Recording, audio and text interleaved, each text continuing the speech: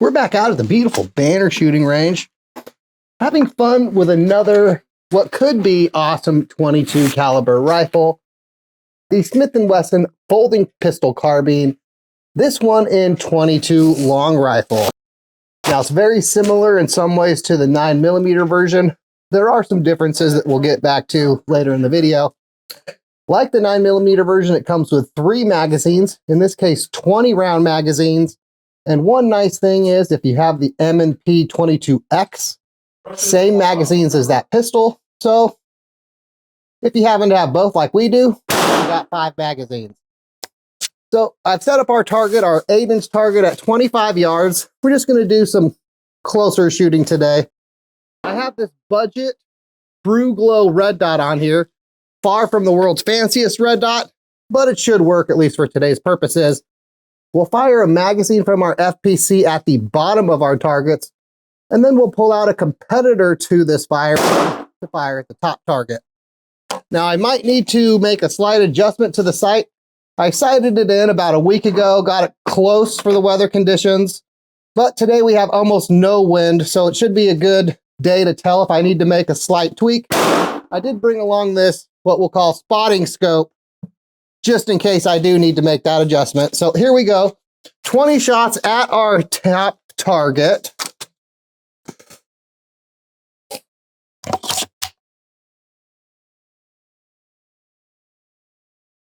All right.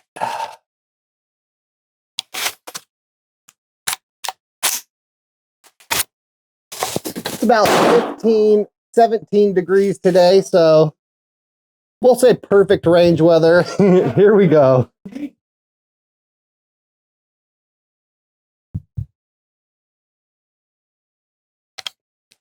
Safety works.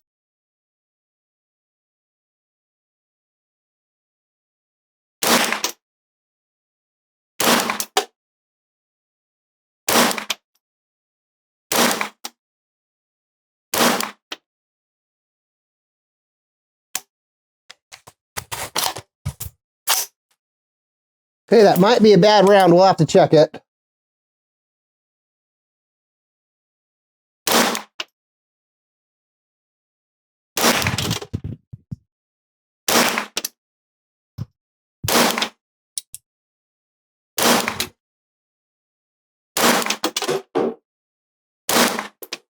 All right, I'm going to check my spotting scope and see where we're at.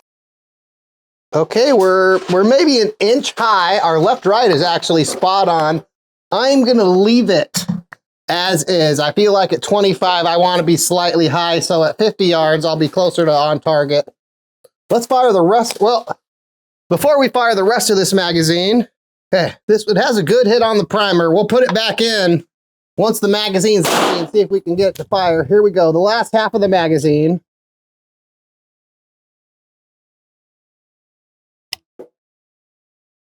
Safety still works.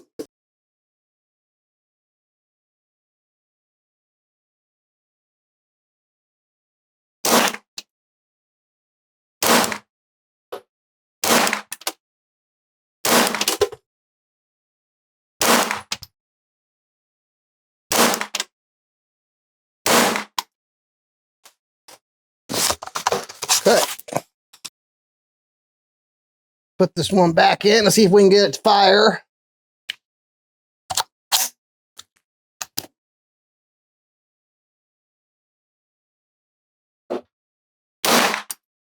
So it might have had a spot around the rim that just didn't have priming compound or something. All right, let's take another look with our spotting scope here, and I'll give you an idea what the target is in case we can't see it on target cam. Okay, we have a fairly good group. I think the first part, a little high of the bullseye as expected. Once I knew I was about an inch high, it looks like I can put, I don't know, 4 or 5 hits in the bullseye.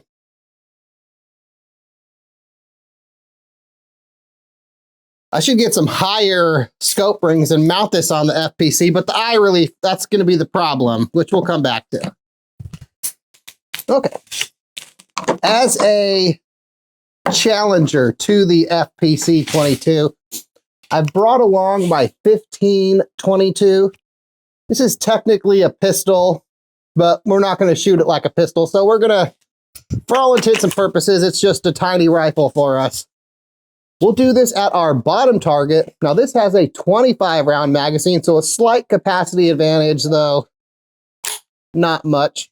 But one really nice thing compared to the FPC is the full length rail. You have a lot more optics options. As you can see, I have some backup iron sights, my red dot, and because I have more eye relief, shall we say, I'm able to use my magnifier on this 15-22 that I can't use on the FPC. So let's see how this puts holes in paper on our bottom target. Here we go. Safety is off.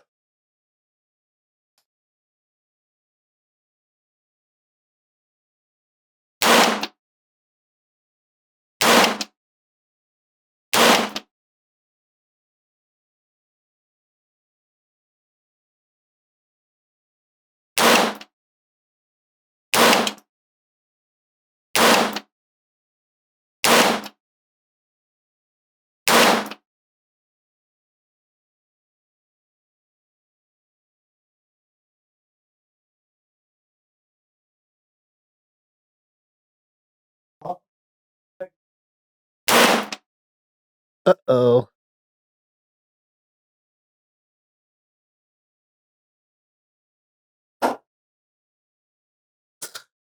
My red dot might be tapping out in the cold.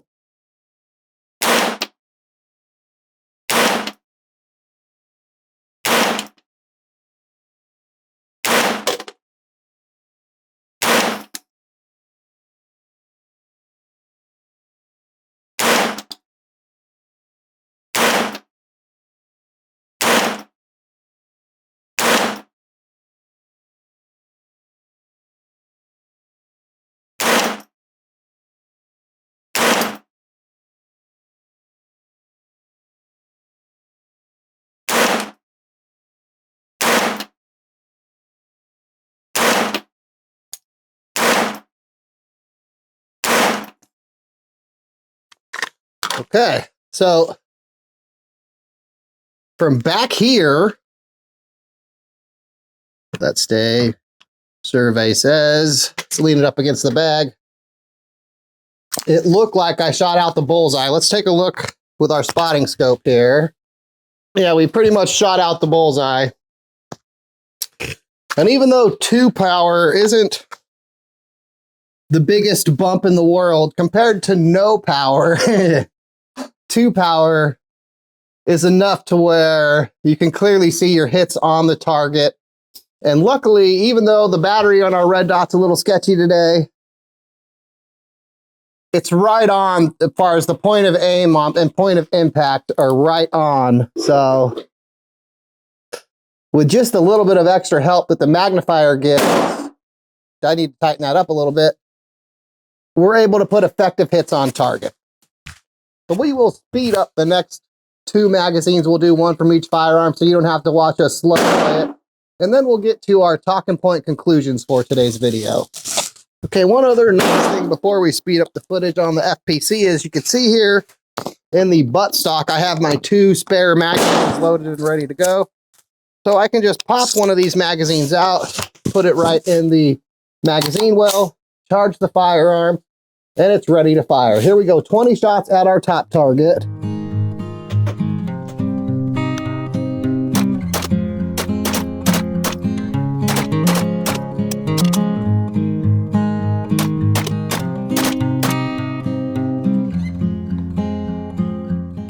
Okay, final 25 from 15-22 at our bottom target.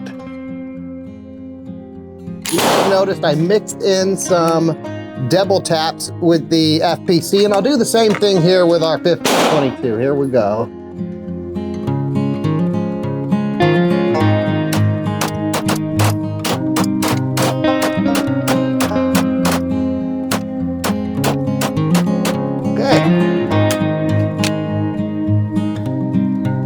I think I finished off that magazine just in time because the red dot is tapped out on me.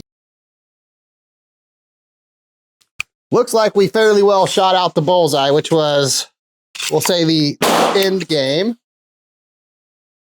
Let's check our spotting scope here. You'll have the benefit of target cam for this part. Okay, and I'm going to say, because of the magnifier group, slightly better with the 15-22, though fairly comparable groups. If I had the option of a magnifier on the FPC, they'd probably be indistinguishable groups. Let's dive into that conclusion. Originally released in 9mm, shortly followed by 40 Smith & Wesson and 10mm versions, the 22 long rifle variant of the FPC is the most recent iteration of the folding pistol carbine. The FPC's claim to fame is found in its name. Its ability to fold in half, allowing for more compact storage and transport. The folding mechanism is quick and easy to operate, with the charging handle serving as a lock when the carbine is folded closed. Some may think the 22 long rifle version of the FPC is just a scaled down in some areas version of its centerfire brothers. In some ways it is, but others not so much. Field stripping the FPC is a little different compared to the centerfire variants, mostly due to the differences in bolts and recoil buffer systems. If you need help field stripping or reassembling the FPC in 22, check out this video we did breaking that process down. Looking at the numbers on a page, in terms of height, length, width, and barrel length, the 22 long rifle FPC is the same size as the 9mm FPC. The biggest difference is in the weight. The 22 long rifle variant weighs in at over 15 ounces lighter compared to the 9mm version. Some of that weight difference is in the bolt, and some is the difference in frame materials. Both being blowback operated, the 9mm variant has a much larger, heavier bolt compared to the 22 variant. The 9mm variant also features an aluminum frame compared to the polymer frame on the 22 variant. This frame difference is also responsible for what I consider the significant difference in optic options. The frame of the 9mm variant is held together with nuts and bolts. As such, aftermarket companies have designed rails that leverage these nuts and bolts to help lengthen the optics rail, allowing for the use of traditional scopes and red dot magnifiers without having to rely upon a cantilever mount. The frame on the 22 variant is held together with clamps instead of these nuts and bolts, thus removing those aftermarket extensions as an option. Like the 9mm variant, the 22 FPC has a 16¼ inch threaded barrel. The handguard covering the barrel has a Picatinny rail for attaching sights, with M-lock slots for other attachments. The 22 FPC has the same ambidextrous bolt release, charging handle, cross bolt safety, and reversible magazine release, making it friendly for both left-handed and right-handed shooters. The FPC also has a similar magazine storage in the buttstock for holding 2 additional magazines. The 22 FPC uses the same 20-round magazines as the new M&P 22X. The pistol grip and trigger on the FPC are the same as those on the M&P Shield centerfire compact pistols. With it having the same mags as the 22X, might think it has the 22X grip, but nay. It does come with 4 different back straps for tailoring the grip to the shooter's hands. The trigger on the FPC is Smith & Wesson's flat-face trigger with trigger shoe safety. The trigger pull weight comes in around 4.5 pounds. When it comes to that ability to fold in half, folded in half, the length drops to 16 3/8 inches, compared to 30 3/8 inches when unfolded. After shooting the 22 FPC a few times now, we feel like the FPC is accurate, a very lightweight rifle. It's very reliable, easy to shoot. It coming with 3 magazines with the included magazine storage and using the same magazines as the 22X. That was very convenient. The threaded barrel is nice for when we want to shoot with a suppressor, and its ability to fold in half makes it easy to store and transport compared to some other 22s. For as good as the 22 FPC is, unfortunately, it's not all roses. It has some small and potentially big downsides. A big one is no sights are included And the length of that optics rail limits your optics options, at least in my opinion. The stock is not adjustable for length, so if you need a shorter or longer stock to comfortably shoot the FPC, well, you're SOL. The biggest downside, at least in my opinion, is price. Priced in the $500 ballpark, the 22 FPC is far from the cheapest option, even in Smith & Wesson's own 22 rifle catalog. Sure, you can find Ruger 1022s for more, but you can find more still for quite a bit less. In addition to those 1022s, more often being cheaper, the Smith & Wesson 1522 line also comes in around $100 cheaper than the 22 FPC. When talking to store clerks about the 22 FPC, multiple commented to me about how they're not flying off shelves like the centerfire versions, and they expected they would. I think price is the biggest reason why. If you're going to compete with the king of semi-auto 22 rifles, the 1022, you need to compete not only in terms of function, but also price. And the FPC comes in a bit high or too high to favorably compete on that front. It also struggles to compete with the almost as popular 1522 lineup, again, both in terms of price and features. The 1522 is cheaper, comes with iron sights, and a rail that allows for more optic options, has more customization potential, and, well, it's a better trainer for learning AR-style rifles. So while I think the 22 FPC is a very fun 22 rifle, with a fun folding gimmick that makes it easier for storage and transport, in terms of price and features, it'll always be second fiddle to the 1522 and third fiddle to the 1022. Will some people buy it? Sure. Obviously we did, after all, to pair with our M&P 22X pistol, and I think that's where it finds its buyers. The people who are looking for something to complement the 22X, not so much anything else. Well, what do you think of this FPC and 22 long rifle? Do you think it's just another 22 that has a gimmick that something like it folds? Or do you think it's an excellent firearm, maybe a fun plinker, a fun range toy? What are your thoughts on it? Let us know in the comments. And that seems like the perfect spot to end today's video. If you enjoyed today's presentation, like it, share it with your friends and family. Those things are free and they really help the channel greatly. If you'd like to help us make more of these videos in the future, look into becoming a member. Fred and I really appreciate you getting this far. Thanks for watching, and as always, have a nice night. It sits right here. You want to do some cork confectionery? Oh, what a catch. You're not going to bring it back? That's kind of cheese. You're cheating over here. All right, I'll pick it up. I'll throw it again for you.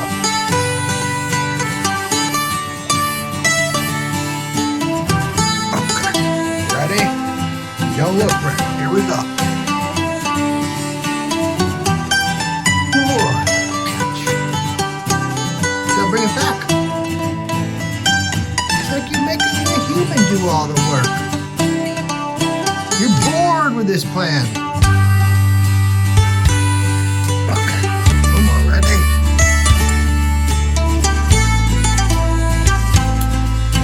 What a catch. The catching cork tonight strikes.